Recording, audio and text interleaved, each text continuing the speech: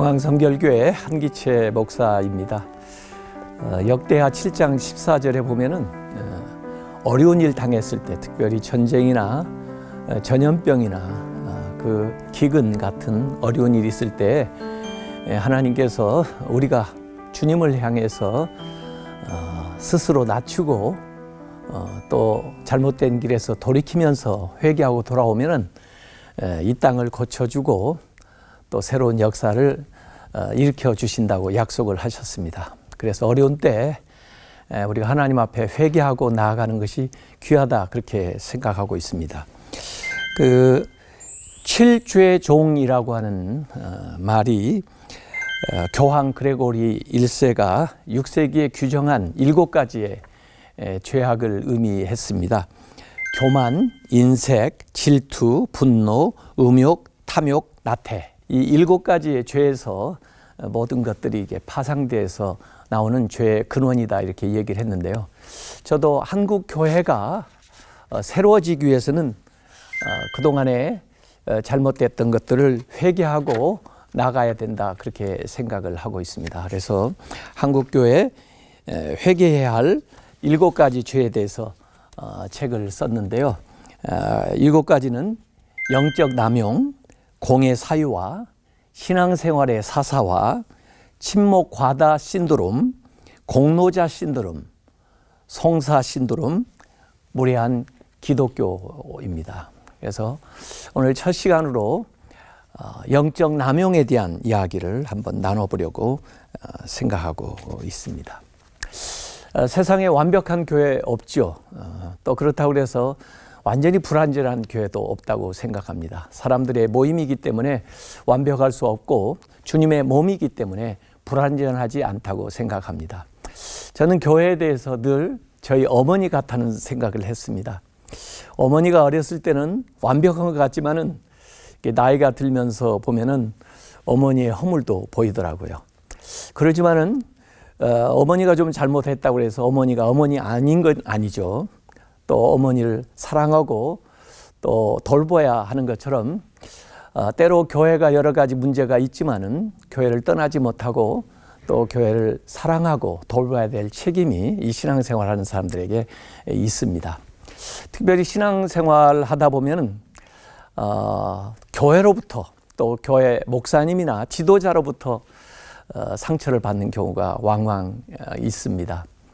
어찌 보면은 부모가 자녀를 사랑하고 잘 돌봐야 되는데 세상에서도 보면은 부모가 자녀를 유기하는 그런 상황이라고 생각할 수 있습니다. 이는 어찌 보면 사랑에 대한 배신입니다.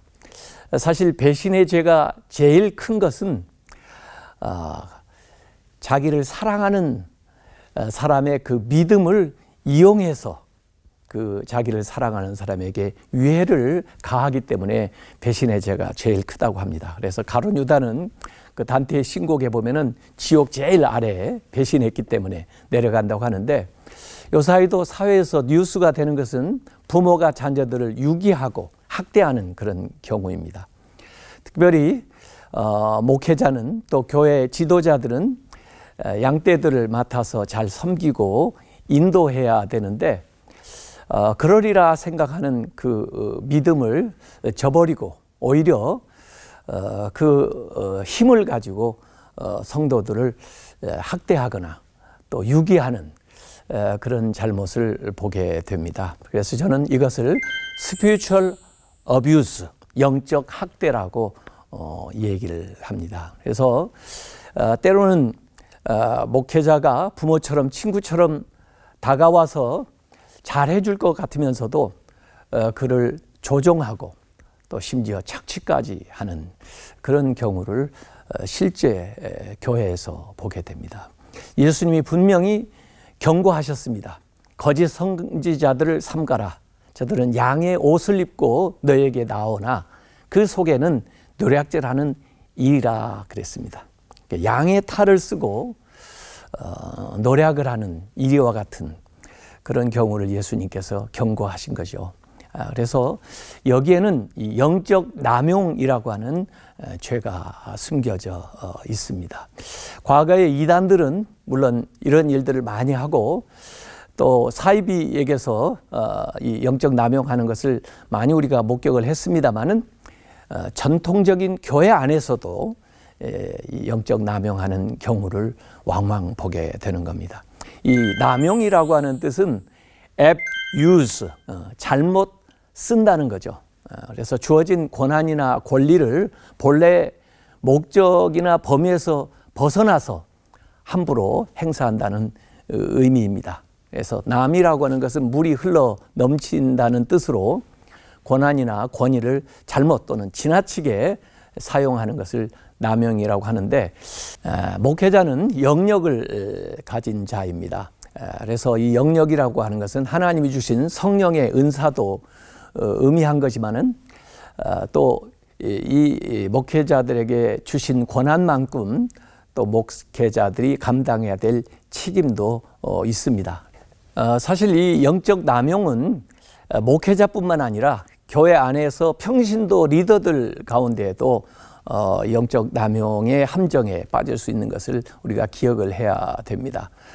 그래서 교회 안에서도 그렇고 또 가정 안에서도 그렇고 또 부부 사이에도 이 영적 남용이 있을 수 있기 때문에 우리가 특별히 주의해서 한번 살펴볼 필요가 있다고 생각을 합니다.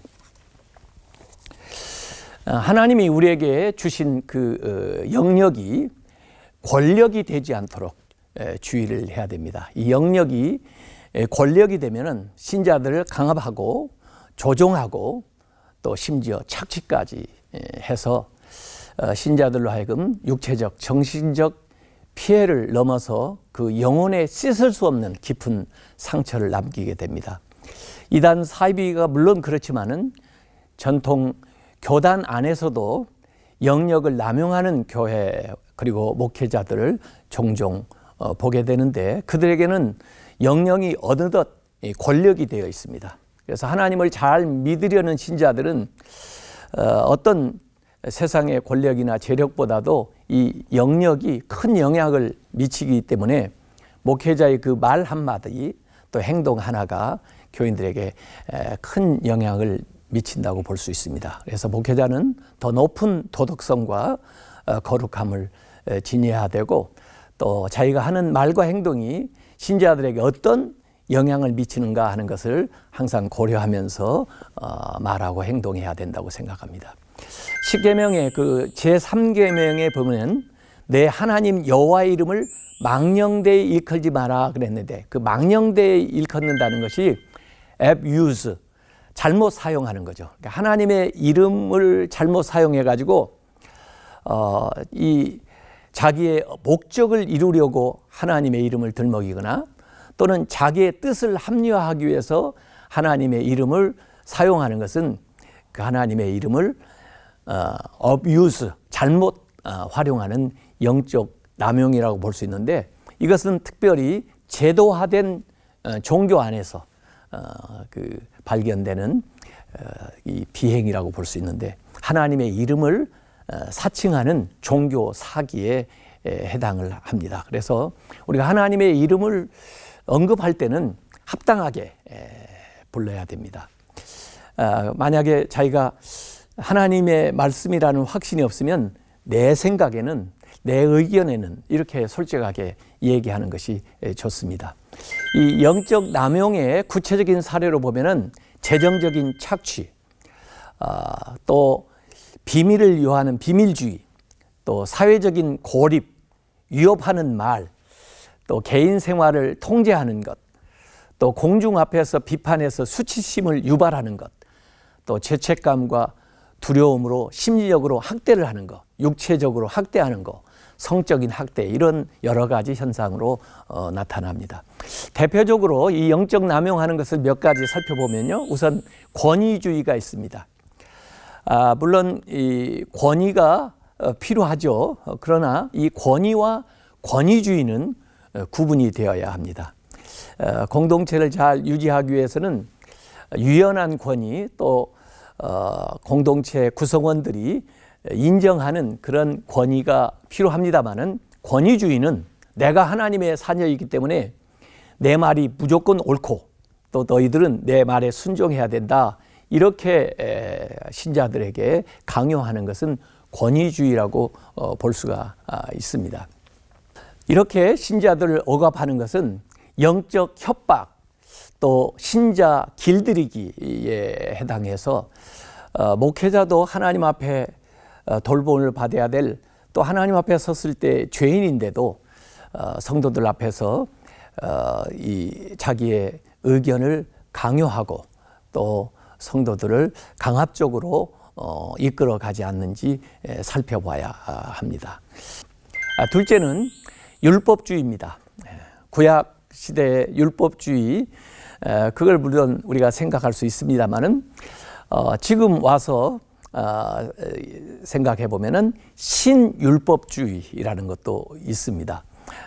이 교인들을 여러 가지 규정을 가지고 통제하려고 하는, 그래서 십자가를 통해서 은혜 받는 것 그 외에 십자가 플러스 증후군, 십자가 첨갑을 증후군이라고 부를 수가 있는데, 믿음으로 시작했다가 결국 공로로 마치게 되는, 그래서 이 구약의 규정 규범뿐 아니라 실제로 여러 가지 부가적인 것들을 만들어 가지고 그것을 지켜야만 신자가 되는 것처럼 하다 보면은 목적과 수단이 전도되는, 그 본말이 전도되는 그런 경우를 보게 되고, 규범을 신격화해서 왜 이런 규정을 지켜야 되나 하는 의문이 일어나고 또 그 질문조차 하지 못하도록 그렇게 통조하고 또는 경고하고 심지어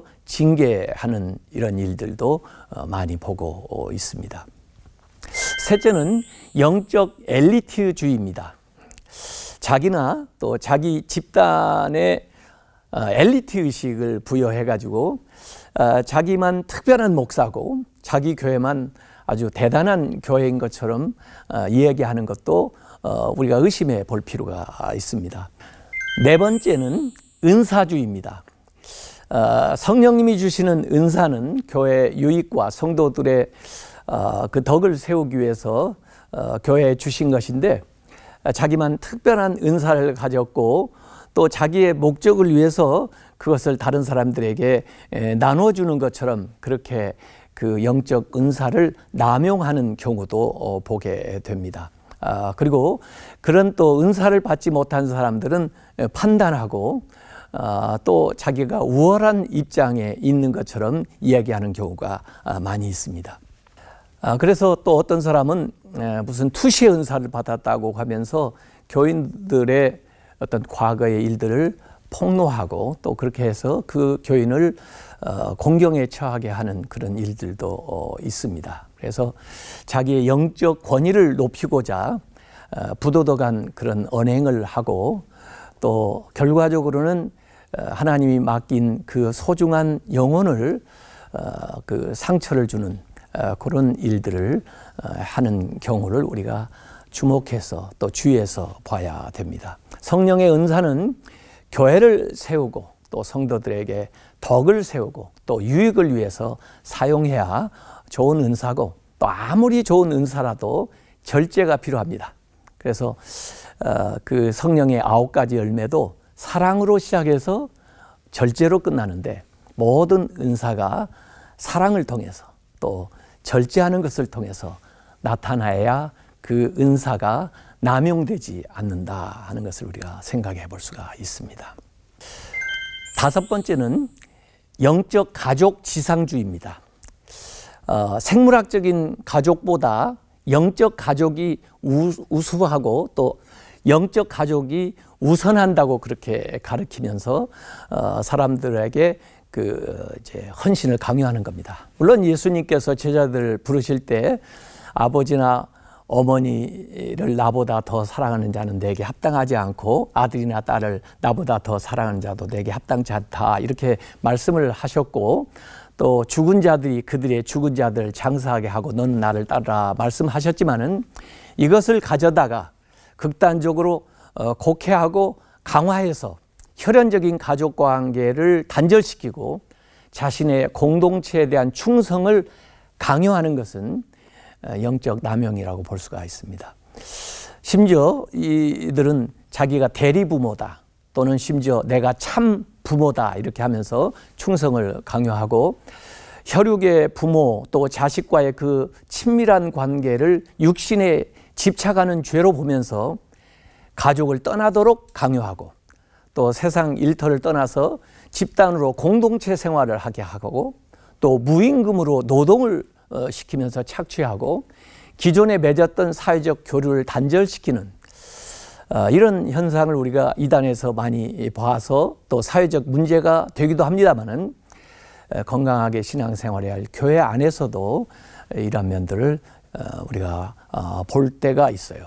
그래서 상대적으로 가정생활에 소홀해지면서 가정의 생활보다 교회 생활을 더 강조하고 또 자기가 일터에서 해야 될 의무보다 교회 봉사를 더 강조하면서 가정과 사회로부터 멀어지게 만드는 그런 것들도 우리가 주의해서 살펴봐야 합니다.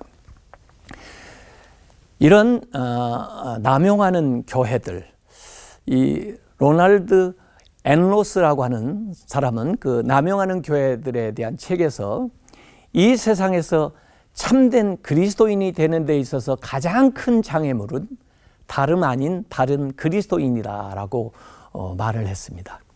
아니, 더 그리스도인들이 다른 사람들의 신앙생활을 잘 키워줘야 하는데 오히려 목사님이나 또 교회 직분자들, 영적 리더 때문에 신앙생활에 걸림돌이 될 수 있다고 하는 것은 참 슬픈 얘기입니다. 예수님께서 마태복음에 그 팔복에 대한 말씀을 하셨습니다. 그 축복의 말씀도 하셨지만은 마태복음 23장에는 화가 있도다는 경고의 말씀을 7차례에 걸쳐서 하셨습니다. 그 당시에 바리새인 또 서기관들이 이렇게 영적 남용을 하는 것에 대해서 예수님은 마음 아파하시면서 그들에게 경고를 하신 것입니다. 그러면 우리는 이 영적 남용에 대해서 어떻게 처방을 해야 되겠습니까? 교회 리더는 섬김을 주업으로 삼아야 합니다.